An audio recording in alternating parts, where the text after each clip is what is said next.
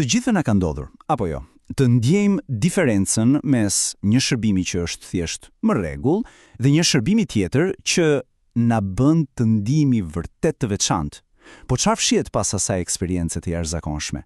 Po sot do të zbulojmë sekretet direkt nga një manual profesionistësh për të kuptuar saktësisht se si ndërtohet ekscelenca, hap pas hapi. Kjo është pyetja kyçe në fakt. A është thjesht çështje teknike apo ka diçka më të thellë? Siç do ta shohim së bashku, përgjigjja është një kombinim i fuqishëm. Një kombinim mes filozofisë, detajeve të vogla dhe një disipline që shpeshherë as nuk duket. Le t'ja nisim. Në rregull, gjithçka nis nga themeli. Mund të mendohet se puna fillon me marrjen e porosisë, por jo, para se të bëhet qoftë edhe një veprim i vetëm, gjithçka fitohet ose humbet këtu lart. Pra, në mendje. Gjithçka fillon me filozofinë e duhur. Dhe ja ku e kemi. Ky është ndryshimi thelbësor i mentalitetit. Në momentin që klienti shihet jo si një detyrë, por si një mik i ftuar në shtëpinë tënde, çdo veprim ndryshon. Nuk je më thjesht duke punuar, por je duke pritur miq. Vetëm ky ndryshim këndvështrimi është sekreti më i madh i gjithë këtij manuali. E pra, kjo filozofi nuk mbetet thjesht në ajër. Ajo përkthehet në 3 qëllime shumë të qarta. Së pari, klienti duhet të ndihet i respektuar, jo thjesht i shërbyer. Së dyti, shërbimi duhet të jetë i shpejtë dhe pa gabime, pra korrekt. Dhe së treti, e cila është edhe pjesa më interesante, rritja e shitjeve duhet të vijë natyrshëm, si një ndihmë ndaj klientit, jo si presion. Do të shohim se si arrihet. Tani, le të bëhemi pak më praktik. Shikojeni kontrastin në këtë tabel. Në të majtë, kemi sinjale që komunikojnë unë jam këtu për ty dhe jam profesionist. Në të djathtë, sinjale që thonë do doja të isha diku tjetër. Gjëra të vogla si kontakti me sy apo mungesa e telefonit në dorë e ndërtojnë ose e shkatrojnë besimin e klientit përpara se të jetë thënë qoftë edhe një fjalë vetëm. Tani që i vum themelet, le të ndjekim rrugtimin e klientit që nga momenti kur hyn në derë. Si ndërtohet kjo eksperiencë e jashtëzakonshme në praktik? Thonë se ke vetëm pak sekonda për të lënë një përshtypje të parë, dhe ja ku ndodh. Një përshëndetje ngrohtë dhe menjëhershme i thot klientit je i mirëpritur dhe në duar të sigurta. Kurse alternativa, si injorimi apo një përgjigje aftohet si ulu ku të duash, komunikon saktësisht të kundërtën, loja sapo ka filluar dhe mund edhe të ketë mbaruar. Ky është një moment vendimtar. Së pari, përsëritja e porosisë tregon që po dëgjon me vëmendje dhe shman gabimet. Së dyti, kjo është mundësia e artë. Vini re diferencën mes një pyetje të mbyllur si vetëm kaq, që pothuajse gjithmonë merr përgjigje po, dhe një sugjerimi të dobishëm. Dhe kjo frazë e ilustron në mënyrë të përsosur këtë koncept. Nuk është imponuese, është e dobishme dhe e natyrshme. Me cappuccino ju sugjeroj edhe një brioche. Kaq e thjeshtë, e logjikshme dhe shumë efektive. Dhe tani, momenti së vërtetës. Shërbimi. Çdo detaj ka rëndësi. Kur porosia vjen shpejt dhe e në të shkëlqen, klienti ndihet i përkujdesur. Por kur produktet duket sikur hidhen në tavolinë apo kur kamarieri zhduket pa lënë gjurmë, ndjesia e të qenit i ftuar special zhduket menjëherë.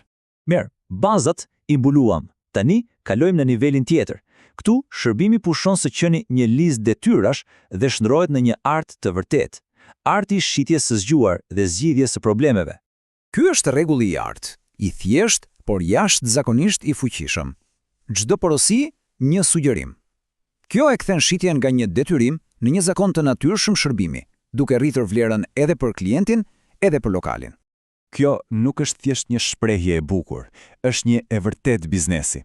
Një buzëqeshje e sinqertë krijon një atmosferë pozitive. Dhe në një atmosferë pozitive, klientët ndihen më rehat, qëndrojnë më gjatë dhe shpenzojnë më shumë. Le të shohim disa shembuj konkret. Pyetja, t'ju sjell edhe një ujë, është specifike dhe dobishme, ndërsa doni gjë tjetër është pasive dhe shpesh merr një jo si përgjigje. Diferenca qëndron te të ofruarit të një zgjidhjeje, jo thjesht e bërja e një pyetje të hapur. Çdo profesionist e di se ankesat do të ndodhin. Pyetja nuk është nëse do ndodhin, por si reagon kur ndodhin. Ky proces me 3 hapa nuk ka për qëllim vetëm zgjidhjen e problemit. Ai tregon klientit se zëri i tij dëgjohet dhe vlerësohet.